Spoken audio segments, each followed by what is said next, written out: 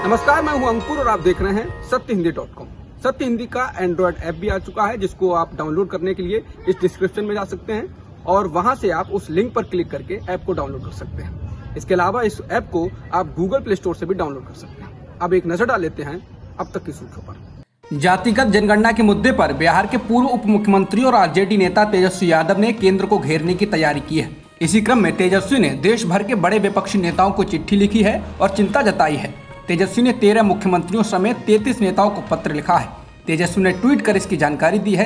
तेजस्वी ने कहा कि मैंने देश के कई वरिष्ठ नेताओं को सामाजिक, आर्थिक और जातीय जनगणना की चल रही मांग और उसके प्रति केंद्र में सत्तारूढ़ दल की उदासीनता के संदर्भ में हमारी साझा आशंकाओं और जिम्मेदारियों के बारे में लिखा है।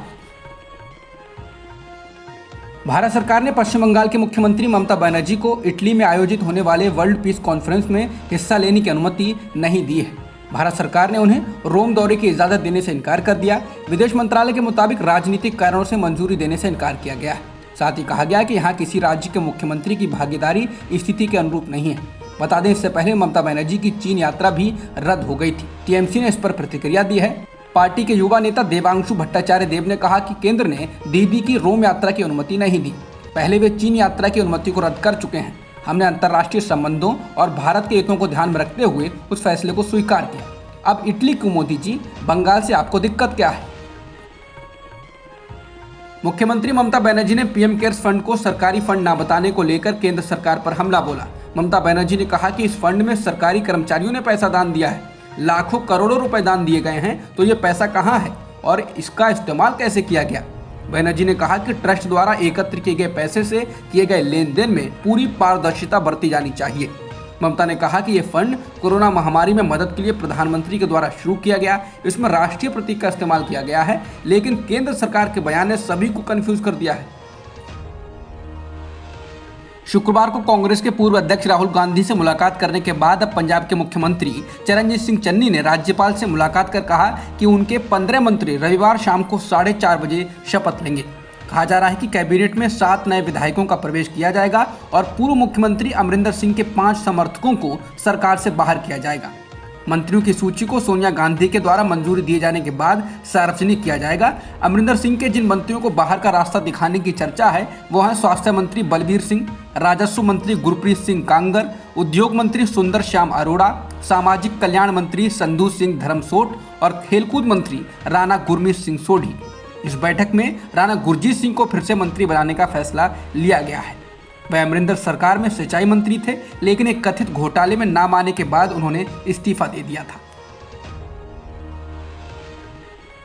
जेएनयू के पूर्व छात्र नेता और भाकपा नेता कन्हैया कुमार जल्द ही कांग्रेस पार्टी में शामिल हो सकते हैं। रिपोर्ट्स हैं कि कन्हैया कुमार के अलावा जिग्नेश मेवाणी भी कांग्रेस का दामन थामेंगे। रिपोर्ट्स के मुताबिक कन्हैया कुमार 28 सितंबर को कांग्रेस में आ सकते हैं।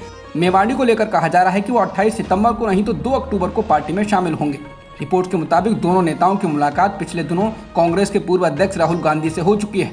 बता दें, जितिन प्रसाद, प्रियंका चतुर्वेदी और बाकी युवा नेताओं के पार्टी छोड़ने के बाद कांग्रेस में युवा नेताओं की कमी है और राहुल गांधी कह चुके हैं कि जो लोग पार्टी के बाहर हैं और निडर हैं उनको पार्टी में लेकर आओ और पार्टी में रहकर डरे हुए लोग आरएसएस के आदमी हैं उन्हें बाहर निकालो। 22 सितंबर को ग्रेटर नोएडा के दादरी में मुख्यमंत्री योगी आदित्यनाथ के द्वारा सम्राट मिहिर भोज की प्रतिमा के अनावरण के बाद विवाद बढ़ गया है। गुर्जर और राजपूत आमने सामने हैं। गुर्जरों में इस बात की नाराजगी है कि जिस प्रतिमा का अनावरण सीएम योगी ने किया उस पर से गुर्जर शब्द हटा दिया गया है और केवल सम्राट मिहिर भोज लिखा हुआ है। ऐसा ही पोस्टरों और बैनरों पर भी किया गया। अब ये मामला तूल पकड़ रहा है, जिसके बाद 26 सितंबर को गुर्जर समाज द्वारा दादरी में महापंचायत बुलाई गई है, जिससे सरकार की चिंताएं बढ़ गई हैं। वहीं बीजेपी स्थानीय गुर्जर समाज के बीजेपी नेताओं से समाज को समझाने की कोशिश कर रही है। वहीं राजपूतों का कहना है कि मिहिर भोज गुर्जर नहीं राजपूत थे। राजपूतों ने योगी आदित्यनाथ की जनसभा से पहले भी चेतावनी दी थी। उनका कहना था कि अगर सम्राट मिहिर भोज के सामने गुर्जर लिखा गया तो बीजेपी का वो बहिष्कार करेंगे। सुप्रीम कोर्ट की रजिस्ट्री के विरोध के बाद नेशनल इंफॉर्मेटिक्स सेंटर ने ईमेल के साथ लगी प्रधानमंत्री मोदी की तस्वीर को हटा दिया है। रजिस्ट्री ने एक बयान में कहा है कि सुप्रीम कोर्ट को ईमेल सेवा देने वाली एनआईसी से कहा गया है कि वह ईमेल के फुटर में लगे प्रधानमंत्री की तस्वीर को हटाए। रजिस्ट्री ने एनआईसी से यह भी कहा कि इसके बदले उस जगह सुप्रीम कोर्ट की तस्वीर लगाए। इसके पहले व्हाट्सएप पर बने supreme court advocates on records नाम के ग्रुप से जुड़े एक वकील ने शिकायत की थी।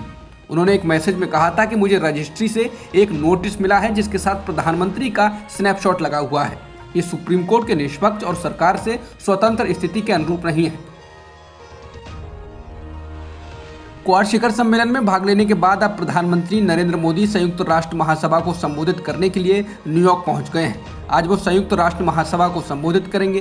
प्रधानमंत्री इस दौरान सुरक्षा परिषद में स्थायी सदस्यता, आतंकवाद सहित कोरोना संकट जैसे मुद्दों पर अपनी बात रखेंगे। पाकिस्तान के प्रधानमंत्री इमरान खान ने संयुक्त राष्ट्र की 76वीं आम सभा को संबोधित करते हुए भारत पर हमला बोला और जम्मू कश्मीर का मुद्दा उठाते हुए निशाना साधा। इमरान ने कहा कि भारत सरकार कश्मीर में मानवाधिकारों का उल्लंघन कर रही है, वो संयुक्त राष्ट्र के प्रस्ताव का भी उल्लंघन कर रही है। इमरान ने अनुच्छेद 370 को हटाने को अवैध और एक तरफा कदम बताते हुए कहा कि कश्मीर में शांतिपूर्ण विरोध प्रदर्शन को भी बलपूर्वक रोक दिया जाता है। इमरान ने कहा कि भारत ने 9 लाख सैनिकों की तैनाती कर रखी है और कश्मीरी नेताओं को जेल में बंद कर दिया है। इमरान खान ने कहा कि वहां इंटरनेट की भी पाबंदी है।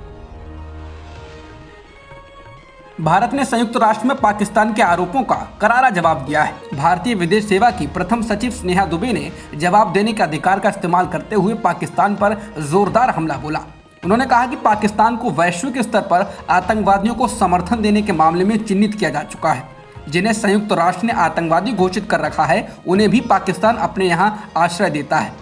भारत की ओर से कहा गया कि पाकिस्तान पीठ पीछे आतंकवादियों को इस उम्मीद में पालता है कि वो केवल अपने पड़ोसियों को नुकसान पहुंचाएं। ओसामा बिन लादेन को पाकिस्तान में पनाह मिली, आज भी पाकिस्तान सरकार उन्हें शहीद के रूप में महिमा मंडित करती है। भारत की ओर से संयुक्त राष्ट्र महासभा में स्नेहा दुबे ने कहा कि हम सुनते रहे हैं कि पाकिस्तान आतंकवाद का शिकार है। ये एक ऐसा देश है जो खुद आग लगाता है लेकिन खुद को अग्निशामक के रूप में प्रस्तुत करता है। उन्होंने कहा कि जम्मू कश्मीर और लद्दाख भारत का अभिन्न और अविभाज्य हिस्सा थे और हमेशा रहेंगे। पाकिस्तान के लिए बहुलतावाद को समझना बहुत मुश्किल है क्योंकि अपने मुल्क में वो अल्पसंख्यकों को उच्च पदों से दूर रखता है। भारत की प्रथम सचिव स्नेहा दुबे ने शनिवार को संयुक्त राष्ट्र महासभा को संबोधित करते हुए कहा कि केंद्र शासित प्रदेश जम्मू कश्मीर और लद्दाख हमेशा भारत का अभिन्न और अविभाज्य हिस्सा रहा है और रहेंगे। उन्होंने कहा कि इसमें वे क्षेत्र भी शामिल हैं जो पाकिस्तान के अवैध कब्जे में हैं। हम पाकिस्तान से उसके अवैध कब्जे वाले सभी क्षेत्रों को तुरंत खाली करने का आह्वान करते हैं। संयुक्त राष्ट्र में इमरान खान ने अफगानिस्तान में तालिबान शासन की खुलेआम वकालत की और ये संकेत दिया कि उसे मान्यता देने के अलावा कोई उपाय नहीं है। इमरान खान ने संयुक्त राष्ट्र महासभा में कहा कि अंतर्राष्ट्रीय समुदाय को ये सोचना चाहिए कि आगे क्या रास्ता चुनना है। यदि हम अभी अफगानिस्तान की उपेक्षा करते हैं तो संयुक्त राष्ट्र के अनुसार अफगानिस्तान में अगले साल तक लगभग 90% लोग गरीबी रेखा से नीचे आ जाएंगे। उन्होंने कहा कि एक बड़ा मानवीय संकट मंडरा रहा है और इसका असर न केवल अफगानिस्तान के पड़ोसी देशों पर पड़ेगा बल्कि पूरी दुनिया इससे प्रभावित होगी। भारत ने शुक्रवार को बीजिंग के इस दावे को खारिज किया कि गलवान घाटी में हिंसक झड़प इसलिए हुई क्योंकि भारत ने सभी समझौतों का उल्लंघन किया और चीन के क्षेत्र पर कब्जा किया। विदेश मंत्रालय के आधिकारिक प्रवक्ता अरिंदम बागची ने कहा कि हम ऐसे बयानों को खारिज करते हैं। भारत की स्थिति पिछले साल से पूर्वी लद्दाख में LAC पर होने वाले घटनाक्रमों के संबंध में स्पष्ट रही है।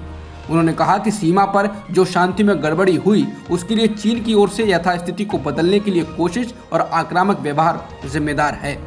वहीं दूसरी ओर चीन ने क्वाड को लेकर भी प्रतिक्रिया देते हुए कहा कि किसी तीसरे देश को निशाना बनाने के उद्देश्य से बनाए गए इस समूह को कोई समर्थन नहीं मिलेगा और ये असफल रहेगा। अब तक की खबरों में इतना ही। बाकी खबरों के लिए बने रहिए सत्यहिंदी.com के साथ। सत्य हिंदी का ऐप डाउनलोड करें गूगल प्ले स्टोर पर।